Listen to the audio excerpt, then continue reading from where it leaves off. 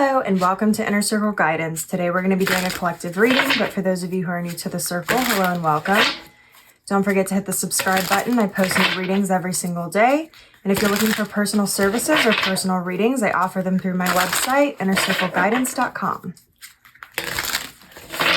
Let's find out what the circle needs to know today.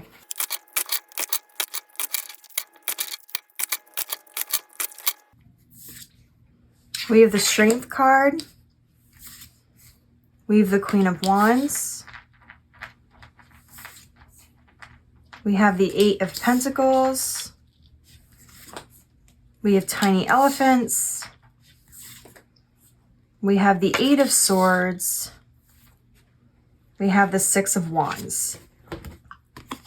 So with the Six of Wands being on the bottom of the deck as the overall arching energy here, there is this shift that's happening where you are going into a new sort of energy. You're shifting into a new era. You have figured out how to use the things from your past, the different lessons and motivations and accomplishments and failures, or perceived failures, I should say, in a way where you have built a new foundation and you are heading in a new direction that is very positive. But there's this sort of question here as to where you should be putting your focus. Some of you are feeling kind of stuck or a little confused, or like you feel like you're unable to focus. It's because I'm hearing that some of you are spending more time doing things that bring you joy. For those of you who tend to struggle with self-worth or self-confidence or struggle with overgiving, I'm hearing you may need to tap into your inner strength and take a different perspective on the situation. It's not that you have been distracted or that you're preventing yourself from moving forward, because there's a sort of fear I'm hearing that you're afraid that you're stuck, that you're not moving forward, and that it's because you're not focused. It's not that you're not focused. It's not that you're stuck. It's that you're not used to watering and growing your own garden in terms of self-care and doing the things that you enjoy. There's still sort of these limiting beliefs around that energy where you feel guilty or shame, or you feel bad in some sort of way for taking time for yourself. For those of you who that is the category you're falling into, you need to start looking at things from a bigger perspective and recognize that by taking time for yourself and by slowing down to reflect and be intentional, you're actually moving at a much faster pace than you would if you were just charging on ahead. Now, for those of you who feel like you are stuck and defocused and you don't struggle with overgiving, what I'm hearing here is that you may need to remove some sort of mask that is clouding your judgment at this time. Is it that you are putting your time and your energy and your focus into watering yourself and your own garden, in the sense that you're spending time for self-care and doing more of the things you enjoy because it supports what it is that you want to do and it supports the energy that you want to be in? Or are you doing this because you're trying to escape some aspect of your life? Now, this question is being posed to you so that you can tap into your inner knowing and figure out whether or not you fall into that category. But ultimately what I'm seeing here, and it's funny because that's two completely different energies, but ultimately it has to do with the intention behind the self-care, the joyful activities that you're doing, or whatever it is that you're doing that's making you feel like you're having more fun. I'm also hearing that for some of you, you haven't had fun in a really long time, and this is a much needed shift.